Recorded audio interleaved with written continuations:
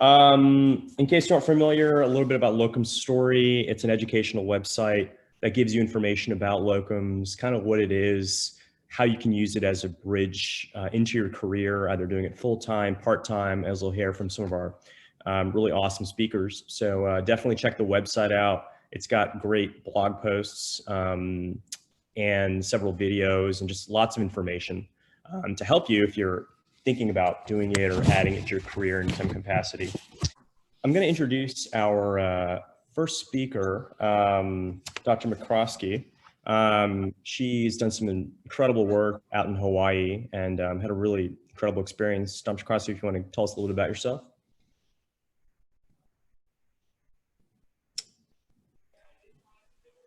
All right. How's everybody this afternoon? I was in primary care for. I think you just want to turn your video on. I think your video is off. Sorry. Yeah, I make the same mistake all the time. All right, there we go. Okay, thank you. I'm originally from Tennessee. I had been in private practice in Tennessee for 25 plus years and was beginning to reach that point in my career where I was thinking about retirement and sort of what I wanted that to look like, and had a good offer from our hospital to buy our practice out, so it came along a little bit sooner than expected. I knew I wasn't quite ready to give up practice altogether, and that was when I decided to pursue locums. We were always interested in traveling, and my husband's a scuba diving instructor, and that's his retirement job. So we started off looking at positions overseas and ended up with a really nice position in Hawaii that I did off and on for close to 3 years, and then took a position in St. Thomas for about a year, and then I'm now down in Key West. Incredible. Wonderful. Great. Dr. Ashita, I'm going to mess it up. I know you already told me how to say your last name, but I'm going to mess it up. Gehlot. Yeah. Did I get it right? You got it. Yeah. Hey, I'm so stressed about that. Okay. It's right. Okay. Gehlot, you like her a lot. So yeah. So I'm Ashita Gehlot. I am an OBGYN. Just started off my practice here in Fort Worth, Texas about a year ago. And I got into, the locums industry about 2.5 years ago. My husband and I, we had moved to Ohio as part of his fellowship and started off in private practice. And unfortunately, whenever you start off, it just didn't click, and it was an unexpected experience. But I still needed to continue to hone my skills and, continue to use everything that I'd learned about. And of course, financially, it wasn't a point where we could become a one-income household. So, locums came along, and it was a unique opportunity, and I've gotten to meet some really wonderful people and work in some, diverse environments. And it's also helped me towards financial freedom. So it's been a really fun journey that is still continuing. Great. I think Dr. Gehlot, I think your perspective is going to be really interesting, both of y'all's perspectives, just because I think you're in a situation, from what I understand as well, where you're kind of looking for your dream job and sort of needed something while you're looking and tried out locums as kind of an avenue towards that. So wonderful. And I know I'm going to get Dr. Bhavesh Shah's name right, and I have to, because my dad is also a gastroenterologist here in Houston, who's now 77 and still practicing. Dr. Shah, if you want to give a little introduction about yourself as well. Yeah, thanks so much for the introduction. Glad to be here. I'm Bhavish. I'm an interventional gastroenterologist, originally from Michigan, and my first experience with locums was in like 2014. I was living in upstate New York, and I was looking to move to California. So that was my first time. And I've used another long stint in between jobs as well. I've been very lucky. I've been able to continue to do interventional GI work. And about 3 months ago, I moved to Cleveland from Long Beach, and I'm the chief of endoscopy and the director of advanced endoscopy at Metro Health, Case Western Medical Center in Cleveland, Ohio. So congratulations. Thanks so much for inviting me. Great. Awesome. Well, we're just going to field some questions for you guys, and that's pretty much how we run it. And all three of you guys have really unique experiences. So sort of like Dr. Shah, I do part-time academics here in Houston at Baylor. And then I was in full-time practice, and then I did it for a year. And, unfortunately in our specialty, like it's a lot of corporate management groups in our specialty. And for some people it works out, a lot of people it doesn't. It certainly wasn't for me. And so I started doing a little locums, and then I did more and more of it. And then I ended up just doing it full-time. So I kind of do a week of academics, and then my remaining 2 or 3 weeks, I'll do locums in several different states. And I've never been happier. I've just felt much happier about my practice, controlling my practice, and focusing more on the patient care and less on the background noise of politics and administration and metrics, and which in the ER can get very dicey. Anyway, why don't we just start with you guys? Kind of how locums has made you a better physician, how it's helped you, and how it's maybe changed your perspective. Because I know all three of you are really had different routes and are different places, and it's actually really interesting. So, Dr. Shah, if you want to start?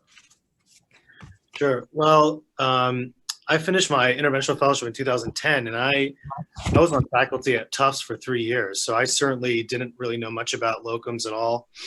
And I ended up moving to upstate New York, and not interesting enough, but one of the reasons I had to start looking at locums is that I was in a serious relationship which did not turn out. And then I woke up one day in Albany, New York, and I was thinking, what am I doing in upstate New York? I moved to California. But that's a complicated process to find a job, get recruited, and wait for a California license. And I'm a foreign medical graduate from the Caribbean. So, it took about a year to sort that out. And I had really never done locums before. I'd maybe met a few physicians, but really did not understand what it was. But for me at that time, it was just the best bridge and really the only option I had to make money and continue to do GI. And that's when I had my first experience with locum. So for me, it was an exceptional opportunity. And, when you come out into the workspace as locums, it was challenging for me, but it really teaches you a lot about yourself when you're using that as a bridge. You don't know where you're going. You're working with people. You have no idea. And for me, especially doing procedures, it's an unfamiliar nursing team, unfamiliar endoscopy team, unfamiliar equipment, all those things. But in the end, once you get used to that, those kinds of things definitely will help you. Well, they've helped me actually just deal with adversity and figure out. And like you said, Dr. Patel, getting out of all that quote unquote nonsense of metrics and politics and RVUs and all these things, when you start being able to bill by the hour, it's a pretty good feeling. Yeah. Yeah, it's amazing because, we're in emergency, we're heavily procedure based as well. And I thought it was going to be so difficult transitioning. And I think being 7 to 8 years out of practice now, I've worked in 30, how many plus ERs and locums wise until I kind of found a more stable places to work. But eventually you find all the corollaries of some of the equipment gets pretty similar, the teams, and you really learn how to meld and mesh with all teams and all personalities. And I think it really makes you better. It's definitely not something they teach you in medical school. Of all the things I didn't get taught in medical school, so, except residency of just getting yelled at all the time. But Dr. McCroskey, do you want to chime in on that? Sure. At the time that I decided to do locums, after being in private practice family medicine for as long as I was, I had reached the point where I was dealing with huge families and having to tell them bad news, and I didn't realize just how burnt out I had gotten.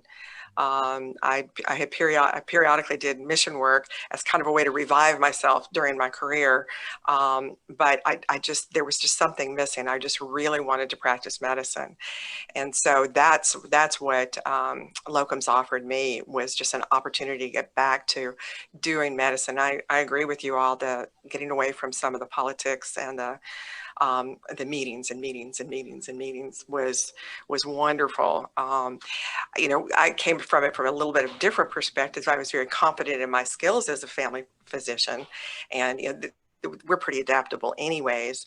But it's been fun to be in different cultures and to have that challenge of checking your own biases and learning about different cultures and being really involved with the folks that you're seeing. I think that's definitely made me a better physician. But it's brought, most importantly to me, it's brought back the joy of practicing medicine again. Dr. Gehlot, before I get to you, I just want to put a plug out. So I read Dr. Shah's blog post. I thought it was really incredible. I recommend everybody go check it out. My dad's claim to fame was he retrieved a chicken bone from Elizabeth Taylor in the 70s, and it became like a book and a movie. Of course, the physician in the movie was like Vietnamese. The book got it all wrong. But anyway, when you mentioned I want to talk to his agent then, if that's what happened to him. That's how we ended up here in Houston, actually. That's how my dad got a job offer here. So, Dr. Gehlot, how about yourself? I know you said you were out and you and your spouse were kind of in that job situation together. Yeah. So how does it help you out? I was about 2.5 years out of residency, and in residency, you either go as an OBGYN, you go into private practice, and now you go into a laborist model, but there's never the twain shall meet, kind of in the middle. There was, no other practice model at that point in time. And so I was a little bit at a crossroads, and I felt very nervous not having employment 2 years out after having, this 4-year residency, 2 years under my belt, and a huge financial, debt to look forward to.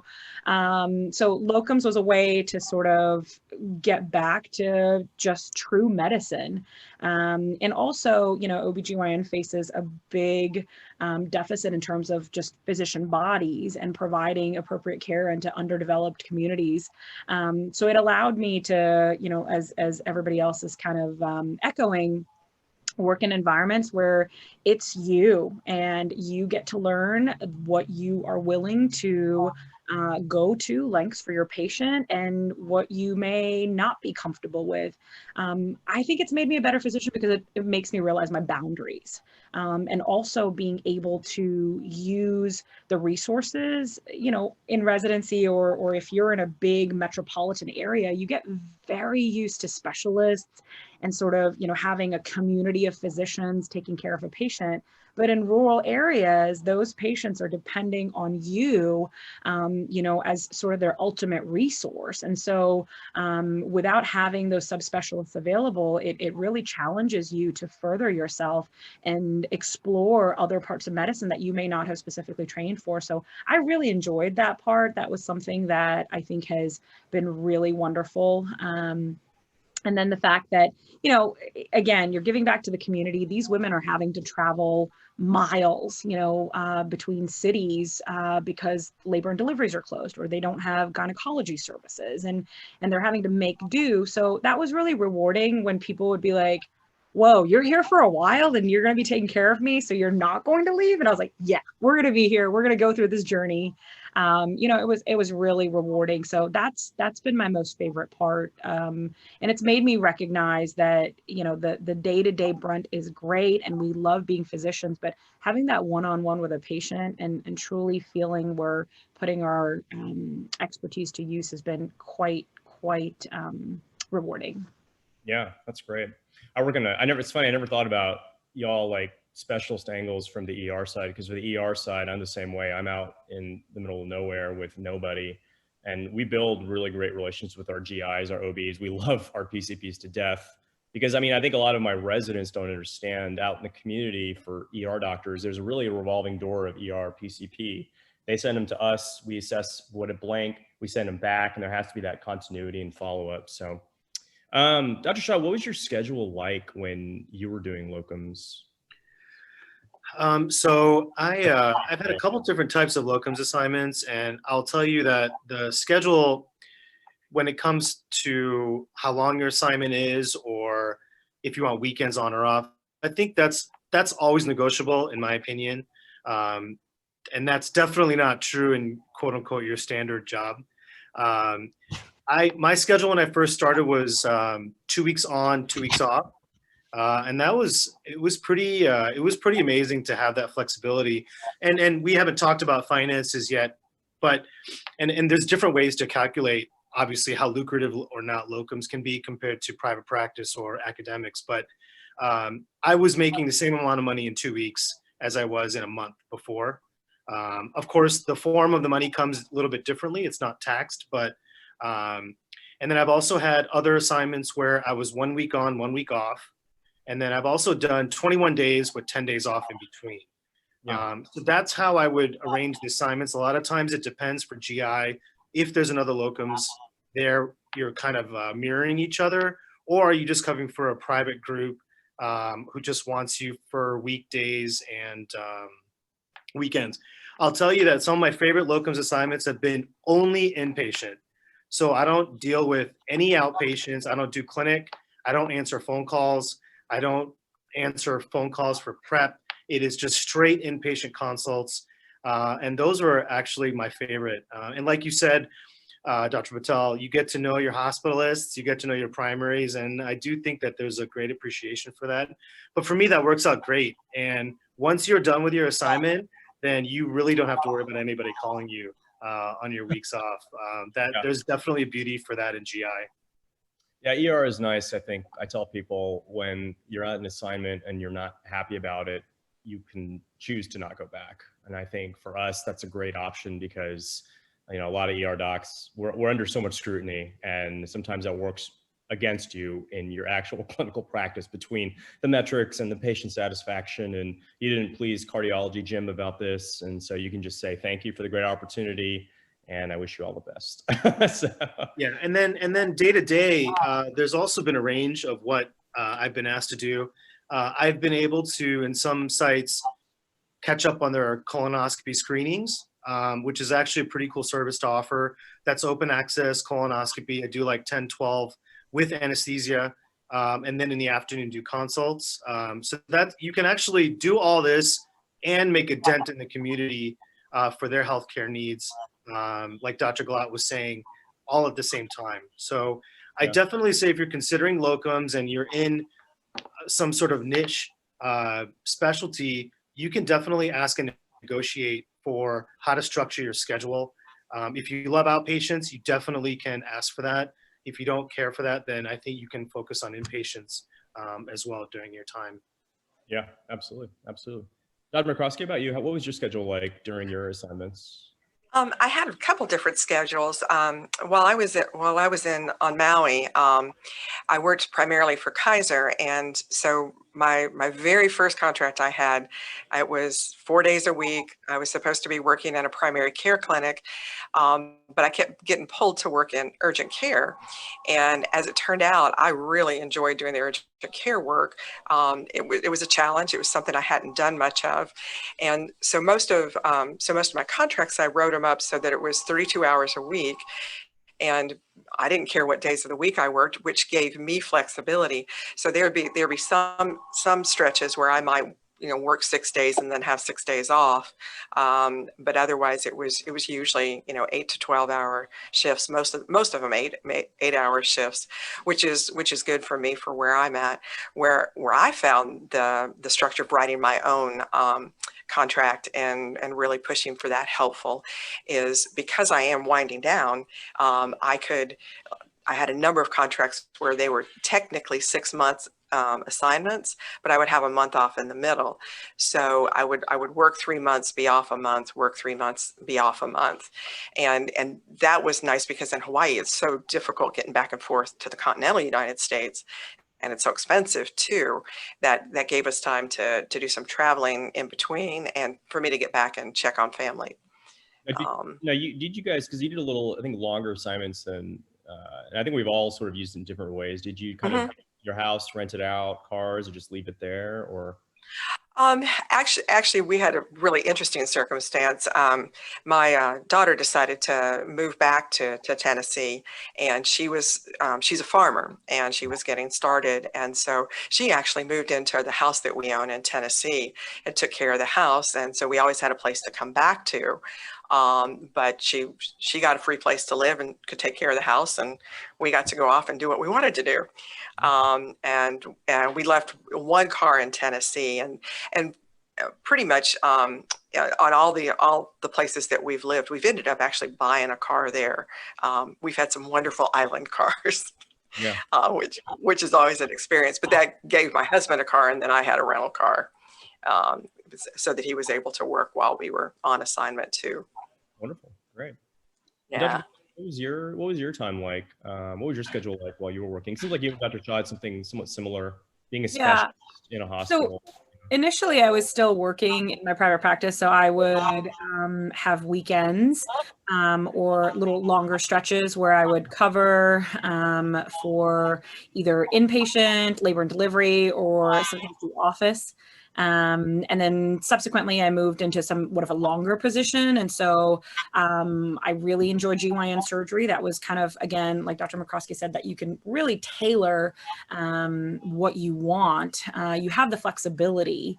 And so, you know, one of the requests I had was I want to do more of outpatient gynecology, and they had a big need for that. So that worked out. So there were some stretches, a couple of months where I was just doing inpatient laborist coverage, 1 week on, 1 week off. And then there were other stretches where we would kind of pepper in some outpatient office days with some gynecology OR days, and then back to coverage. So that flexibility is something that I think, you know, everybody should sort of ask for. And like you mentioned, just because it starts off one way, you don't have to go back to that assignment for sure. But you can always ask, and what's the worst they can say? No.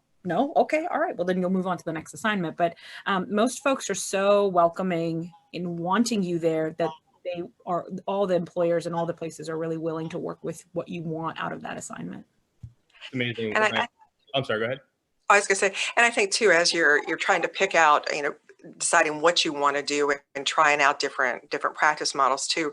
If you go back, and I'm sure several of you all have had this experience, when you're going back to the same place over and over, where they know you, they know they want you, they will bend over a little bit, bend over backwards to let you make sure you're happy with what you're doing, so that you'll keep coming back. And that's certainly what I found. Yeah, it's amazing. I think when I started with agencies, and I still I kind of have a mixed model where I use an agency or two, but then I do a lot of now with word of mouth referrals and doing locums full time, just direct contracting with the hospitals themselves now, just because we built that relationship now, and I was tired of flying to 50 different ERs every week, you know? So it's kind of a community. I have like little community ERs I work in multiple states across the South. And so in that sense, it's made it better. It's really interesting though to hear, because I've always wondered, for me, I feel like kind of what all you were echoing, if you have the right attitude, the right mindset, you can really work with any. I think of pilots a lot, because I spend my whole life basically in airports. But I think of pilots and how they constantly go back and forth between planes, different crews, and you still can make it all work very well. But I think it's really reassuring to hear for you two specialists that you can also kind of make it work to optimize patient care. Did you guys, Dr. Shah, did you start with an agency, and what's your experience been like working with them? And how did you choose one? I think a lot of people would probably want to know from y'all's angle, since we're all kind of different PCPs to, you know, OB and GI. Sure. Initially, I chose the agency based on the site of the availability of the first gig that I did. And that was not Comp Health, but you know, I developed a great relationship with I call them handlers. I don't know what you guys call the main speed dial number. Matt was my handler at Comp Health. I developed a great relationship with him,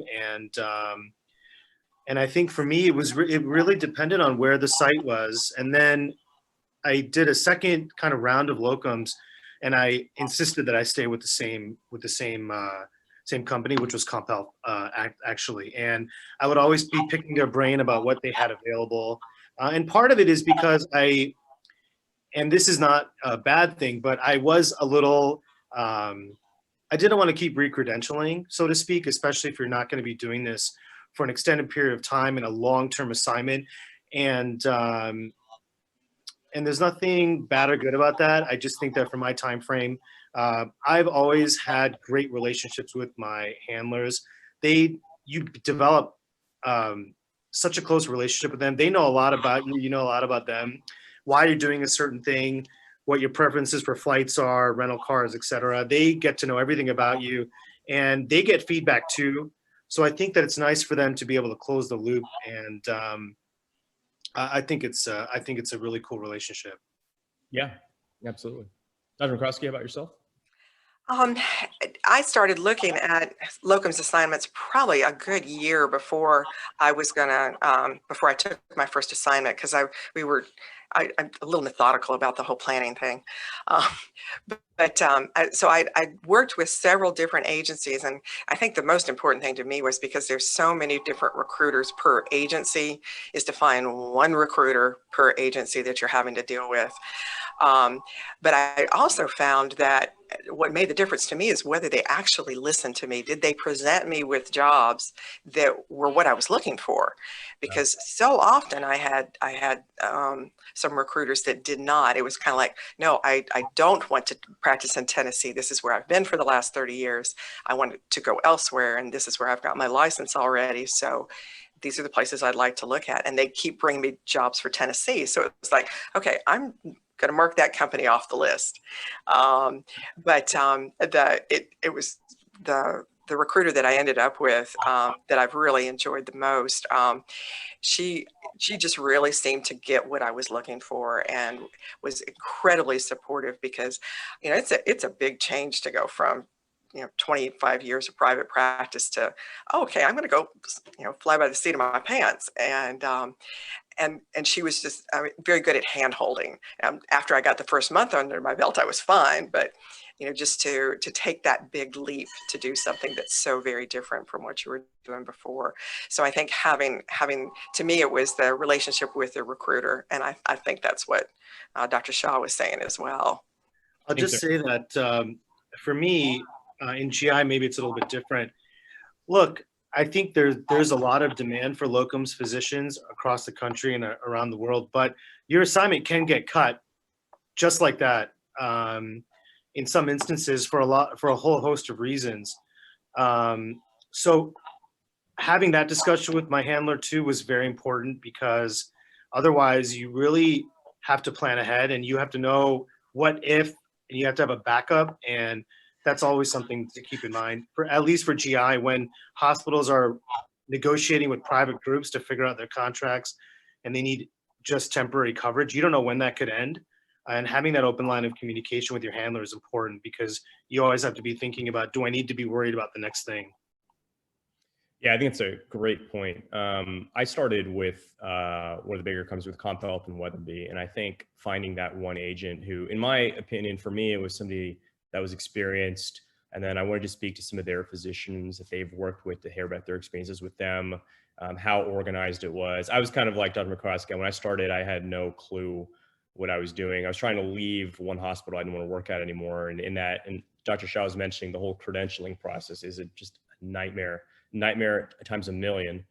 But I think Dr. Shah, you make another really great point, which is that you can get cut and you can get replaced. And it's something usually it's transparent, but something to be aware of, that at some point having a discussion. One of the hospitals we cover in Missouri, they're possibly hiring some full-time doctors in May. I've been working there for about 2.5 years now. And so it's not, I hate saying it's not personal, it's business, but it's not personal, it's business for them. So, but we've had a really open talk about the fact that they want people full-time, and they may not need me. So, and that could happen. And so, Dr. Gehlot, how about you? Were you with an agency as well when you started out? Yeah, of course, you get a lot of phone calls and a lot of emails, and sometimes you feel really inundated. And as Dr. McCroskey said, that you have to have somebody who listens to you and, sort of guides you and is supportive. There was a couple of companies that I talked to, and I just didn't get the sense that I was an individual physician that they were trying to find the perfect fit for. It just felt a little bit more like a plug and chug model, which I think, you have to find the right fit with the company, with the location that you're working, with your skill set.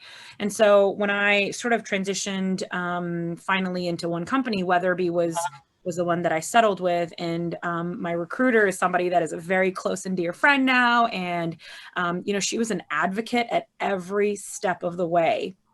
You might be arriving into situations and assignments where there might be some political issues going on, and you're coming in sort of to help the patient population, and you're not aware of the surrounding climate. And so having somebody who advocates for you with the hospital administration, with the other physicians that are there, is really important.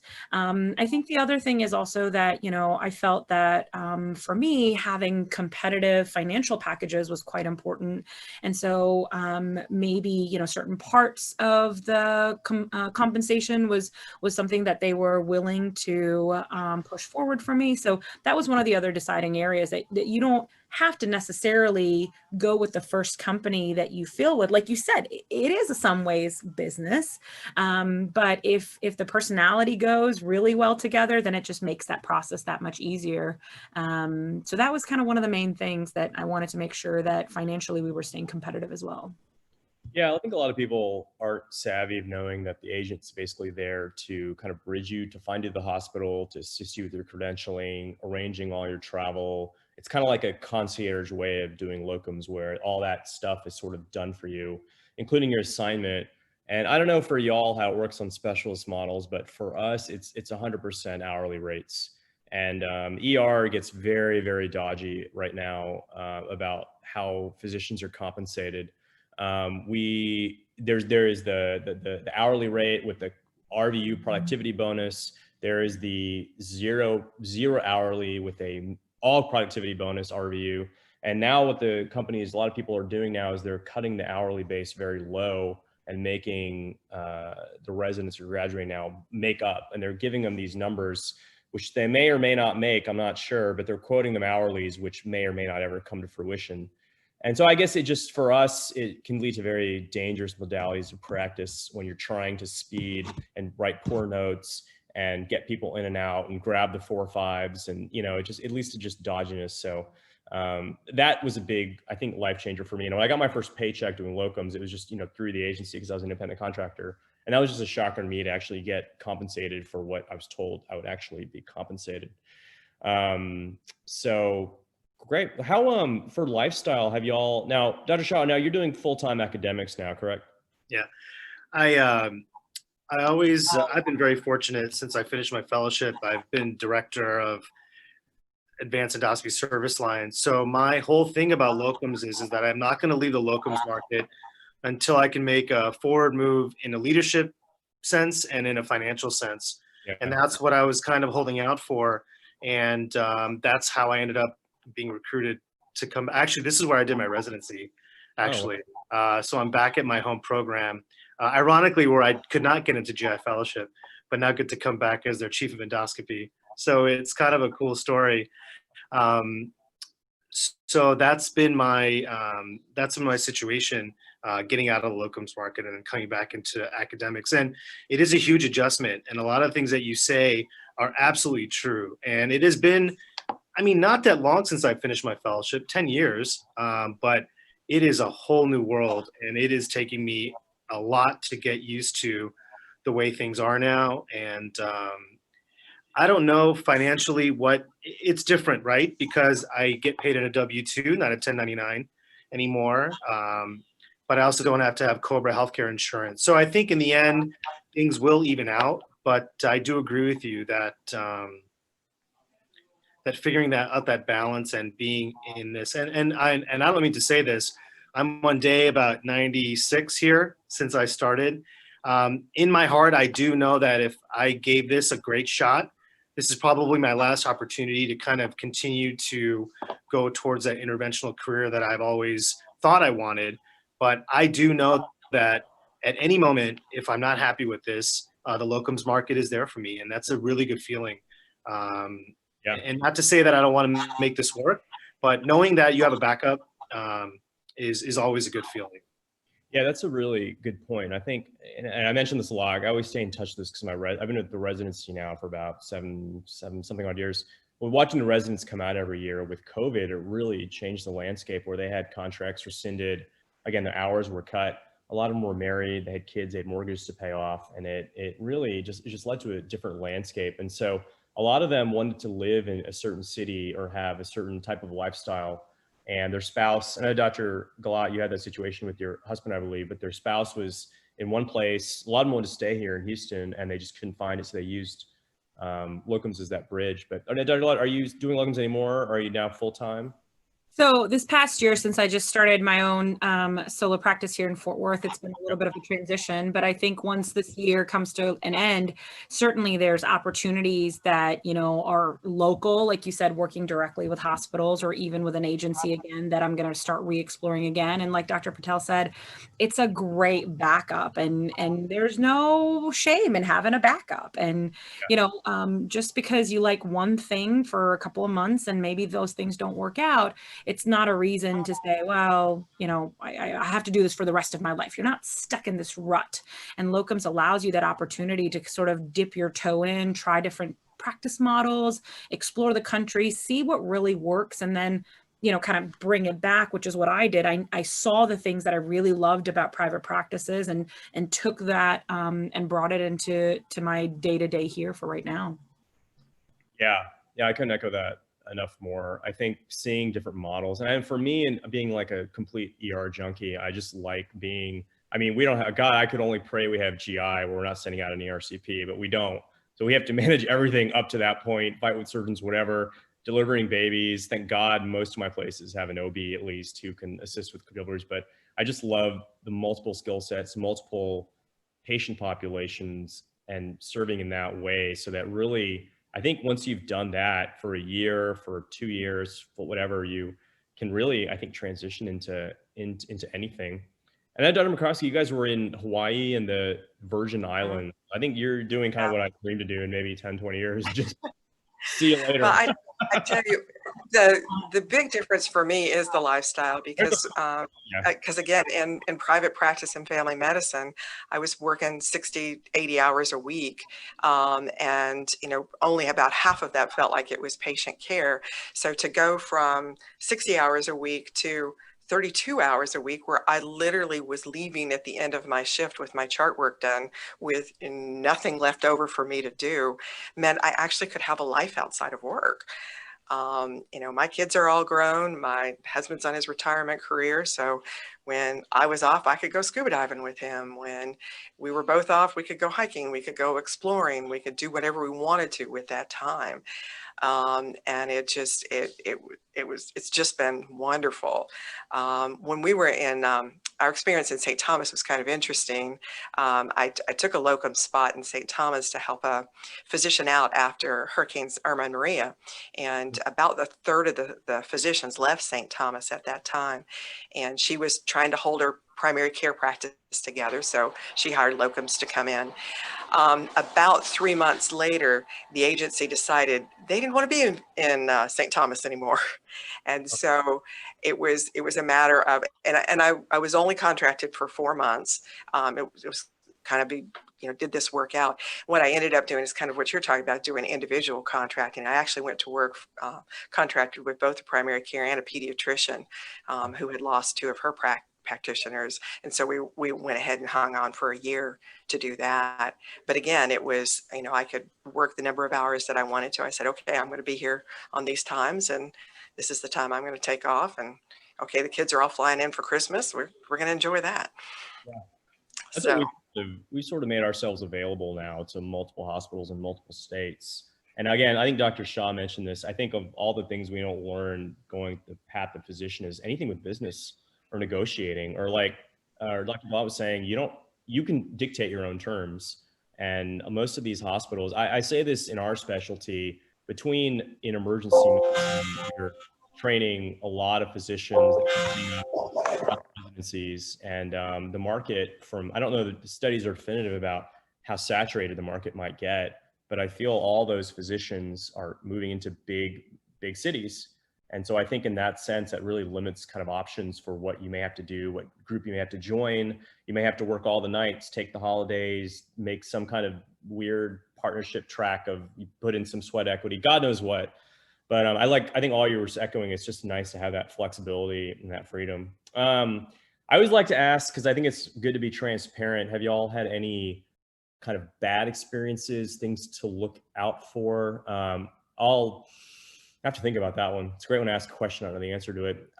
I haven't had anything absolutely horrible.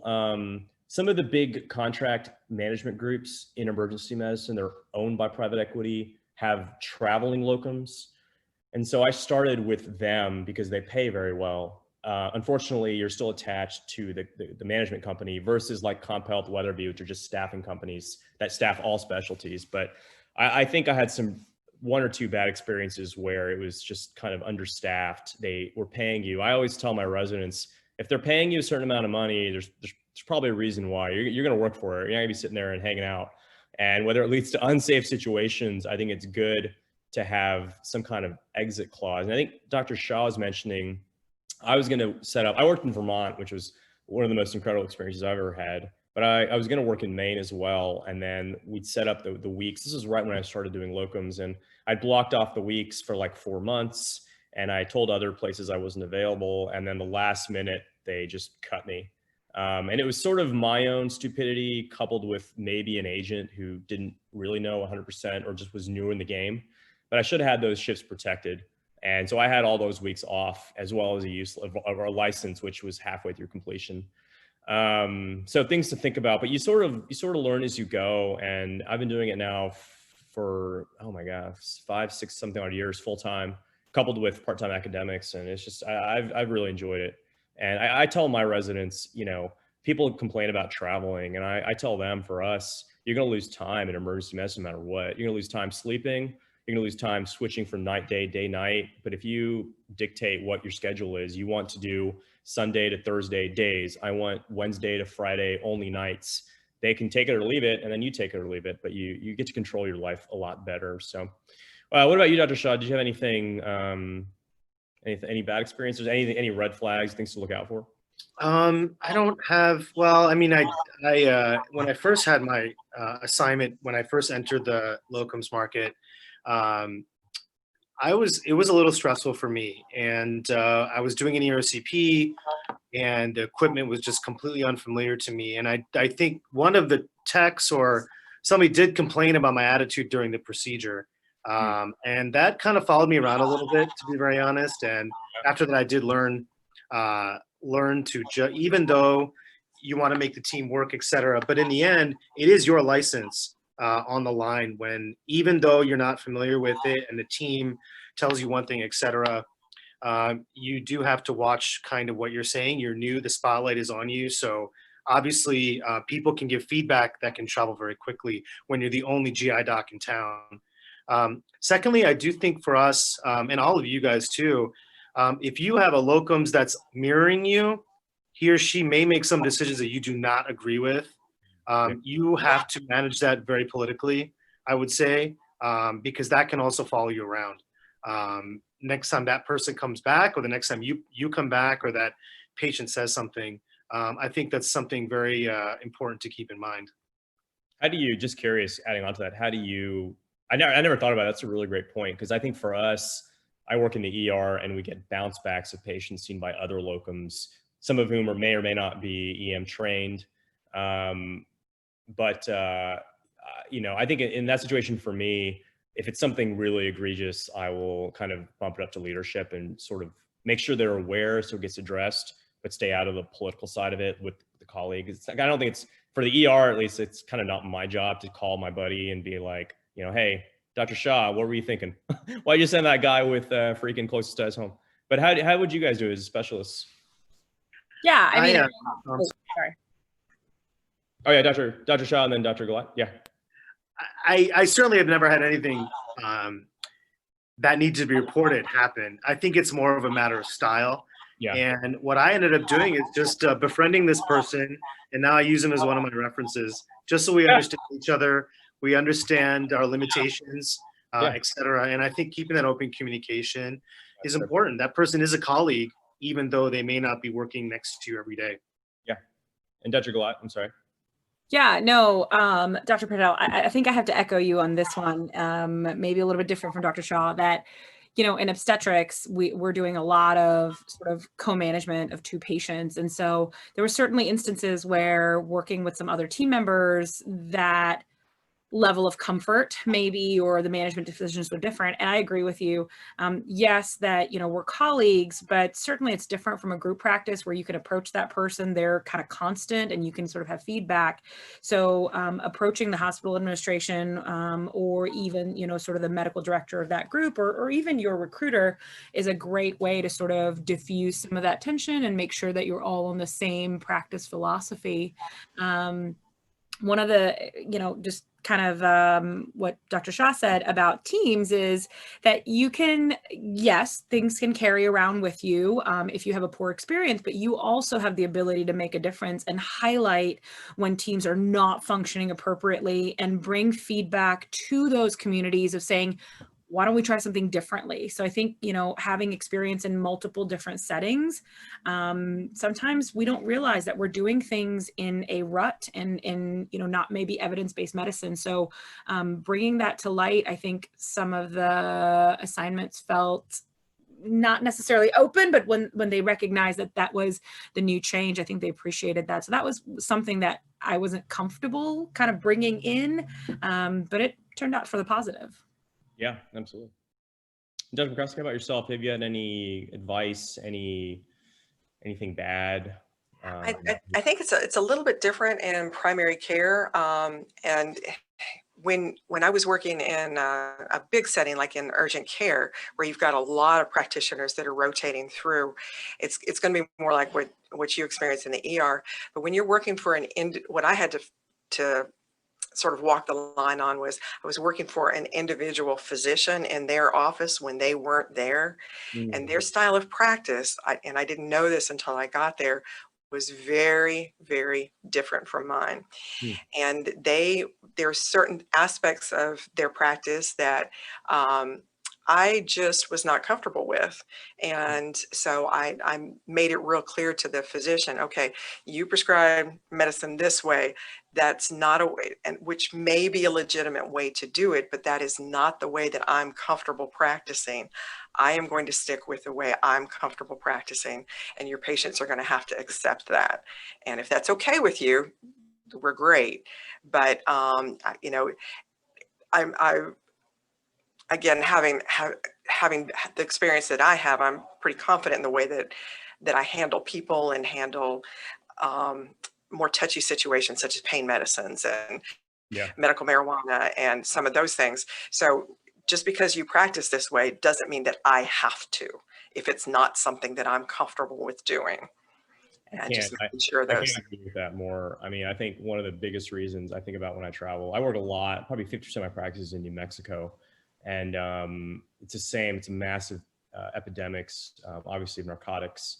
And it's really challenging because in the ER with Press Ganey, which I'm sure everybody knows is patient satisfaction, if you don't make the patients happy, call unnecessary consults, unnecessary admissions, unnecessary prescriptions, that then leads to a complaint. And then some of our super users, we call them, know how to work the system pretty well. And so I think for us as being kind of a shift work ER doctor, we hope in an ideal world that people will have our backs. But unfortunately, as I've learned, thankfully I learned very, very early in my career, that is not the case. So a lot of my practice has been working in rural hospitals where I found, because they're not massive monolithic institutions, everybody knows each other. A lot of times the CEOs and the non-healthcare will come down and talk to us so that there's a face. And that's really even our specialists. When we know each other, we see each other, so that when there's any questions about something, it's less formal. It's more, let's do the right thing for the patient. And if a hospital kind of comes back at us for whatever, and actually, thankfully, most of the hospitals I've been at for things like that have not. But again, I have that. And just like Dr. Shah was saying, you know, complaints, even staff issues can lead and follow you. And unfortunately, it can wash away a good clinician or a good clinical practice, unfortunately. So, well, great, guys. It was really wonderful. Thanks. I could continue on for a couple more hours here, but the weather in Houston is just too nice right now. Do y'all have anything? I know. Do y'all have anything you want to close out with about, because it's really fascinating hearing all of your different experiences. And I'm actually I think it's really cool for me to hear the OB, the PCP, and the GI side of it, because I think a lot of people have those kind of questions And I've actually never really understood it. Like I have interventional cardiology or somebody will come into our Locums shop, never got how it worked for y'all, you know? So Dr. Shah, if you want to close out with anything or experiences or yeah. No, it's the times I've done locums, it's been great. I mean, I love traveling, and the flexibility is nice. And when you can find something that is like the career equinox, meaning that you can travel, be flexible, make good money, and find a bridge until you find your next thing, I think that's a win situation. You do have to own it though. You have to be prepared to explain all the time, what are you doing? Why are you doing locums? Why can't you join a normal job, stay in a normal practice? Why didn't you make partner? You definitely have to own that piece of it. And I think once you wrap your head around that, there is a light on the other side of this where it is a great opportunity to focus on exactly what you want to focus on. So I'm absolutely supportive of locums, and sometimes I do wonder whether locums was my backup or is this academic career my backup? I'm not sure sometimes. Yeah. Dr. Gehlot, anything you want to close out with? Yeah, I think that it's kind of taking a leap into the unknown with locums, because you just never know what you're going to get, but take the leap. You'll never regret it. You might learn, it might hurt a little bit if you fall, but it has been one of the most rewarding things. And, I encourage any of the residents that I meet or medical students to keep their minds open. Don't put yourself into a box. If I'm only going to do this kind of a practice, you might not know what's out there until you try it.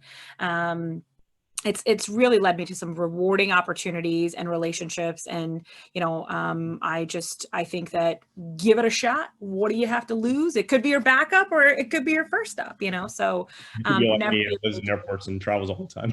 Exactly. Yeah, exactly. So yeah, no, I think it's a great opportunity and everybody should think about it. Yeah, and just as a unifying theme, I think between all of us, I think, and going to Dr. Shah's article, like using, even if you do part-time global health work, medical mission work, I think being able to use your skill set to serve underserved communities, because I really think a lot of the United States is getting brain drained out in the rural localities, and it's just always going to be a need and just immense. I know for me, Houston does not, with the largest medical center in the world, we do not need another EM physician here, but I know in other parts of Texas or surrounding states here, I'm much more useful. But Dr. McCroskey, do you want to close out with anything? Yeah, I tell you what, locums is ideal for this end of your career as well. I don't know how many times I've been talking to doctors or other, primary care physicians in particular, who are, number one, burnout, and number two, they'll say, oh, I'm not ready for that yet. And it's like, what do you need to be ready? You're burnout, you're exhausted. Try this and see if you don't, regain your joy for practice in medicine. I think that's been the biggest gift that it's given me. And so to finish off your career enjoying what you're doing is a great place to be. Yeah, it's a great point. I think when COVID started, from March, April, I've just been working, and thankfully I've been able to, for ER, it's a little bit easier, I know, but we can just sort of rev up, rev down our shifts and our assignment. I'm off this whole week because I'm just like, I need a break. I'm exhausted. I had COVID already, or not, the way back when. I don't want to get it again, but I just need a break just to chill out and spend time with family until I go back to work again and clear my head a little bit, especially with the winter season approaching. So, well, God, thank you so much, guys. This was really fun. I really enjoyed it. So just to close out for everybody else that's on here, I hope you guys learned something. Thank you for listening, for questions. Thanks to most of the panelists, for y'all. I know all y'all are really busy, so thanks for making time for this. And check out Locumstory, as I mentioned. There's a lot of great blogs on there and videos and stuff. And keep an eye out for future events.